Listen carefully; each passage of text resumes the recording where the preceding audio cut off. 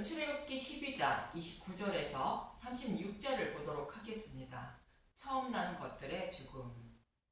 지난 시간에는 유월절 어린 양을 잡고 우슬처 묶음에 양의 피를 적셔 문 임방과 문설주에 바르고 집 밖으로 나가지 말라는 말씀에 대하여 은혜를 나누었습니다.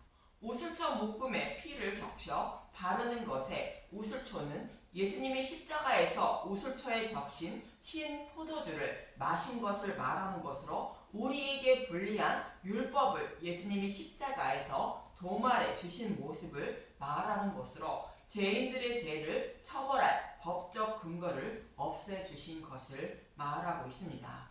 그래서 예수님을 믿는 자들은 죄를 범해도 처벌받지 않는다는 의미로 문 임방과 문설주에 우슬초로 피를 바르라 말하는 것입니다.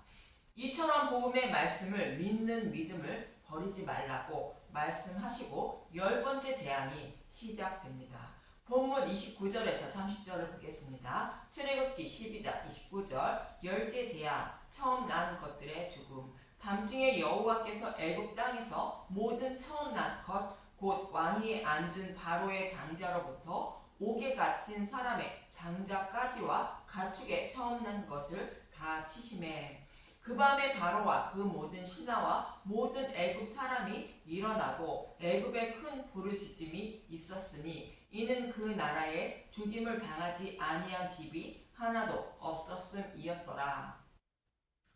애굽에 처음 난 것들을 치는 것은 복음의 말씀을 믿지 않고 개구리와 같은 거짓 선지자들이 전하는 다른 복음으로 하나님을 섬긴 자들이 심판받는 모습을 말하는 것으로 예수님의 재림 때의 모습을 그려주고 있습니다.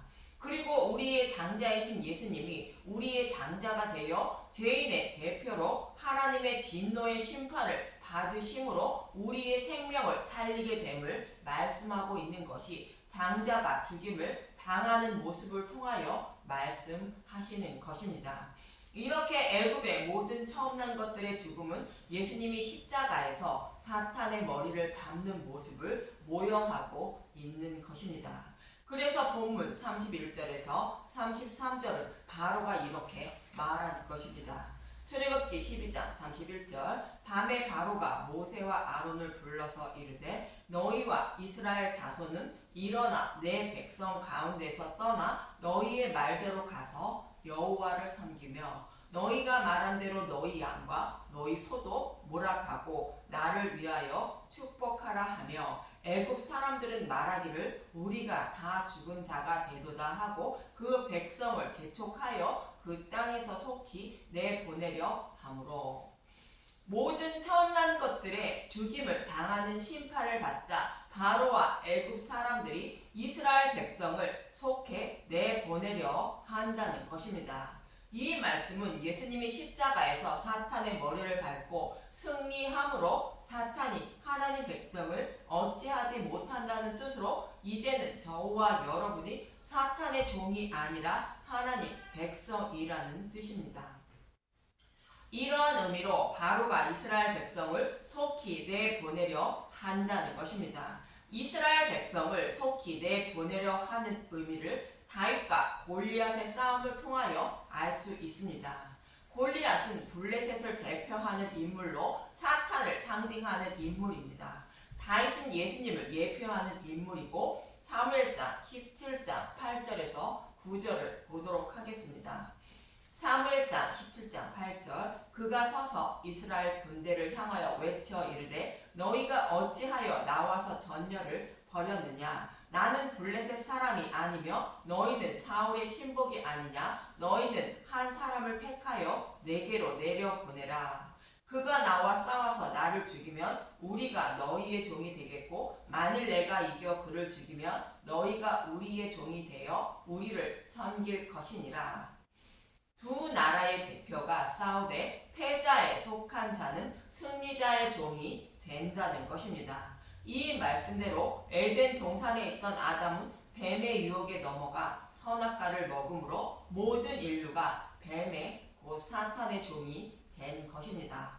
그런데 예수님이 십자가 예수님이 뱀의 머리를 박는다고 약속하시고 약속하신 말씀대로 십자가에서 뱀의 머리를 밟음으로 사탄에 속해 있는 자들이 예수님의 종이 된 것으로 예수님을 믿는 저와 여러분은 사탄의 종에서 벗어나 예수님의 종이 되는 것입니다. 이처럼 처음 난 것들의 죽음과 이스라엘 백성을 내보내려 하는 애굽 사람의 모습을 다윗과 골리앗의 싸움 그리고 에덴 동산의 아담과 뱀의 모습을 통하여 모형으로 말씀하고 있는 것인데 사무엘상 17장 40절과 49절을 보겠습니다. 사무엘상 17장 40절 손에 막대기를 가지고 시내에서 매끄러운 돌 5을 골라서 자기 목자의 제구 곧 주머니에 넣고 손에 물매를 가지고 블레셋 사람에게로 나아가니라. 손을 주머니에 넣어 돌을 가지고 물매로 던져 블레셋 사람의 이마를 치매 돌이 그의 이마에 박히니 땅에 엎드러지니라. 이스라엘 백성을 대표하여 다윗이 매끄러운 돌 5을 골라서 싸움에 나가 승리하는 것은 성경에 기록된 말씀대로 예수님이 율법의 저주하에 십자가에서 승리하실 것을 말합니다. 그 돌이 블레셋 사람의 이마에 박혔다는 것은 다윗의 후손으로 오실 예수님이 십자가에서 죽으시고 부활하신 것을 모형하는 것으로 누가 보아도 다윗이 승리하지 못하는 싸움인데 다윗이 승리한 것처럼 예수님은 반격도 하지 않으시고 십자가에서 죽으신 것으로 당연히 패한 것인데 생명으로 부활하심으로 승리한 것입니다. 이 모습을 다윗과 골리앗의 싸움을 통하여 모형으로 보여주고 있는 것입니다. 이 말씀은 창세기 3장 15절에 약속하신 메시아 언약을 이루시는 것을 모형으로 말씀하고 있는 것이며 본문에서 애굽의 모든 처음 난 것들의 죽임을 당하는 것도 동일한 모형으로 이스라엘 백성은 바로의 노예가 아닌 이제 하나님 백성임을 말씀하고 있는 것입니다. 그래서 결국 이스라엘 백성들은 출애굽하게 됩니다. 본문 34절을 보겠습니다. 출애굽기 12장 34절 그 백성이 발견되지 못한 반죽 담은 그릇을 옷에 싸서 어깨에 매니라. 발견되지 못한 반죽은 빵을 만들기 위한 것으로 누룩이 들어가지 않은 빵 반죽을 말하고 있고 빵은 생명의 양식인 복음의 말씀을 상징합니다. 즉 이스라엘 백성이 누룩이 들어가지 않은 복음의 말씀을 듣고 믿어 약속의 땅을 기업으로 받기로 마음으로 굳게 다짐했다는 뜻이 발견되지 못한 반죽 담은 그릇을 옷에 싸서 나왔다고 말하는 것입니다. 우리로 말하면 다른 복음을 따르다가 진리의 말씀을 듣고 진리의 말씀을 따르기로 굳게 결심했다는 뜻으로 회개했다는 뜻인 것입니다. 이 모습을 성막의 모습을 통하여 잠시 살펴보도록 하겠습니다. 성막은 뜰과 성소와 지성소가 있습니다. 뜰은 세상을 상징하는 것으로 애굽을 상징하고 성소는 하나님 백성을 양육하기 위한 장소로 광야를 상징하는데 복음이 선포되는 교회를 상징합니다. 그리고 지성소는 약속의 땅인 하나님 나라를 상징합니다. 그런데 뜰에는 번제단과 물두멍이 있는데 번제단은 흠이 없는 제물에 죄인의 죄를 전가시켜 화제로 드리는 곳으로 유월절 양이신 예수님의 십자가를 상징하는 곳입니다. 예수님이 우리의 모든 죄를 지고 십자가에서 대속 제물로 죽으시고 지옥불의 고통도 대신 받으시고 생명으로 부활하신 곳이 번제단인 것입니다. 그리고 물두멍은 이스라엘 백성이 애굽을 떠나 홍해를 건너 광야로 들어가게 되는데 이때 마른 땅으로 건넌 홍해를 말하고 있습니다. 그래서 이스라엘 백성이 유월절날 흠없는 양을 잡고 그 밤에 그 고기를 모두 불에 구워 먹는 모습은 복음의 말씀을 전해 듣는 모습을 말하며 이렇게 전해 들은 복음의 말씀을 믿어 약속하신 하나님 나라를 기업으로 받기 위하여 마음으로 굳게 결심한 모습이 이스라엘 백성이 출애굽하는 모습인 것입니다.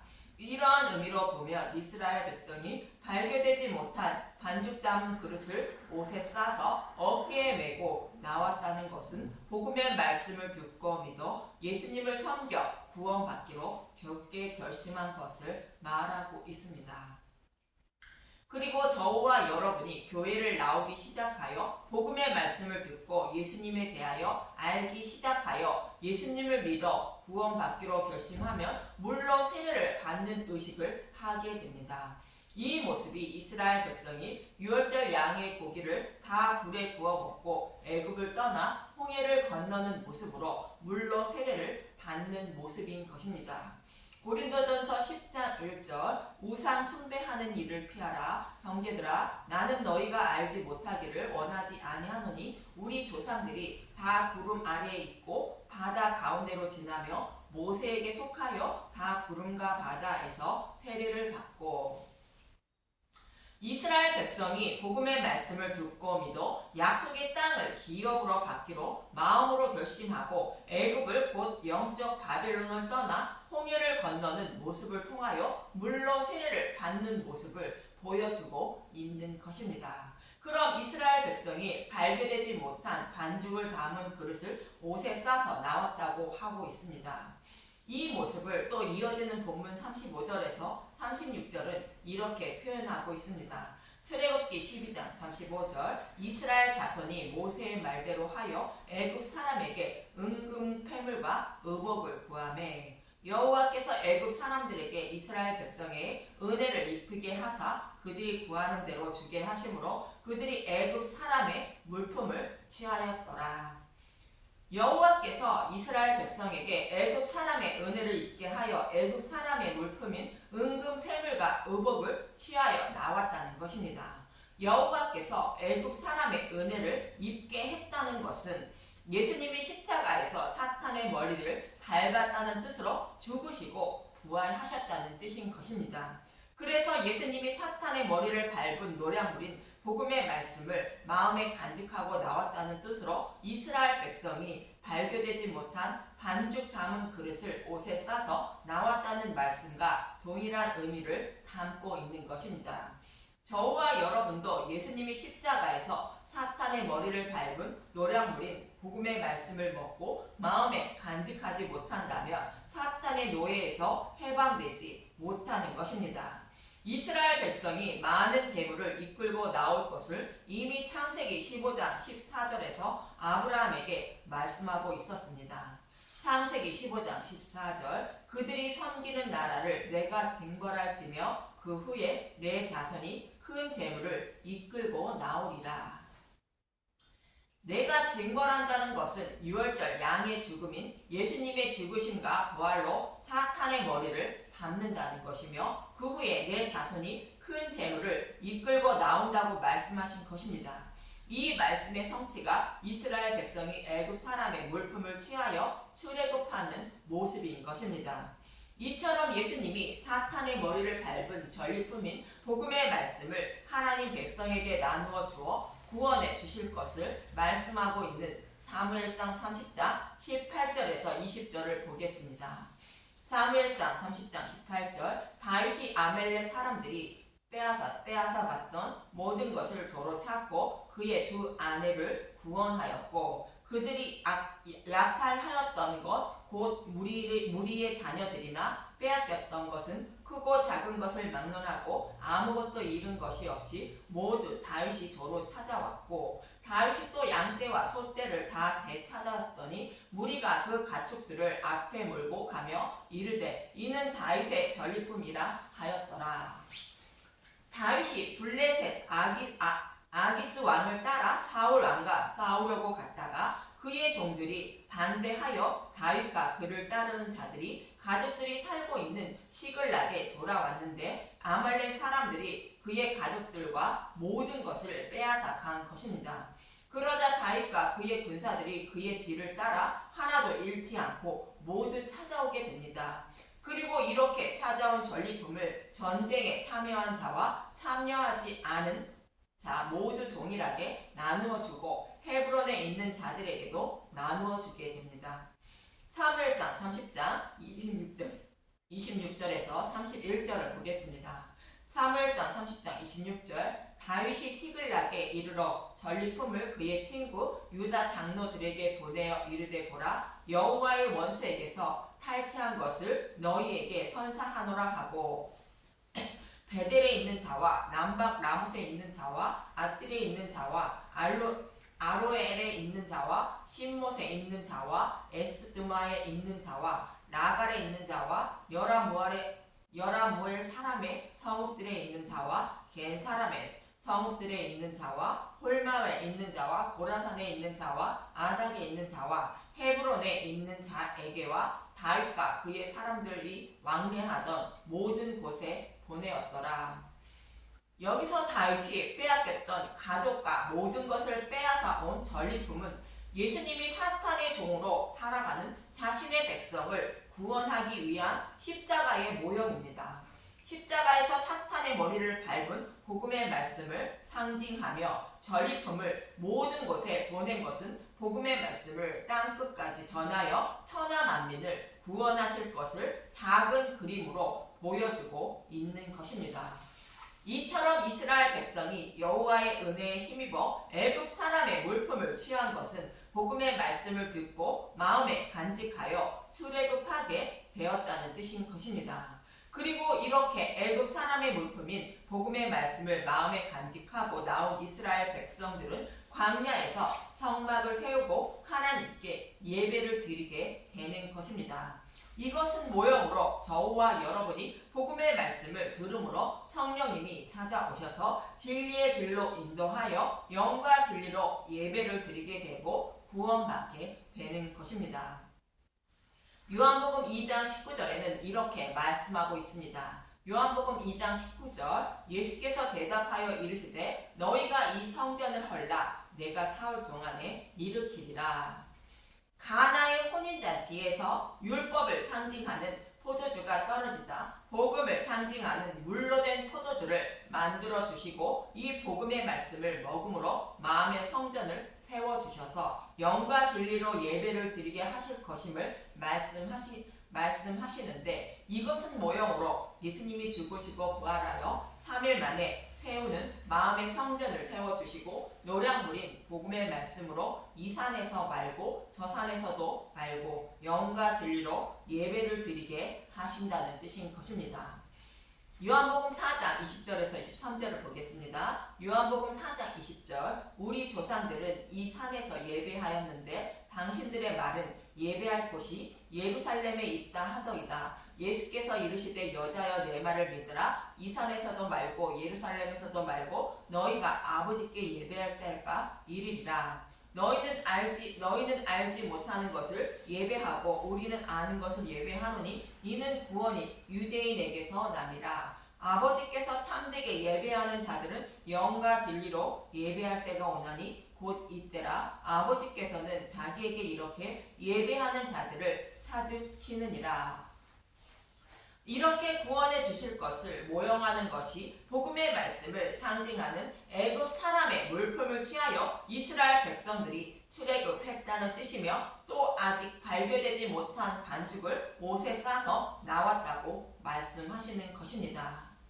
저와 여러분에게도 예수님이 십자가에서 사탄의 머리를 밟은 전리품인 복음의 말씀을 나누어 먹게 하시고 영과 진리로 예배를 드리게 하여 구원하고 계심을 잊지 마시고 발견되지 않은 반죽으로 구운 무교병만 먹는 분들이 되어 영적 출애굽하고 하나님 백성이 되는 분들이 되시길 간절히 바랍니다. 감사합니다.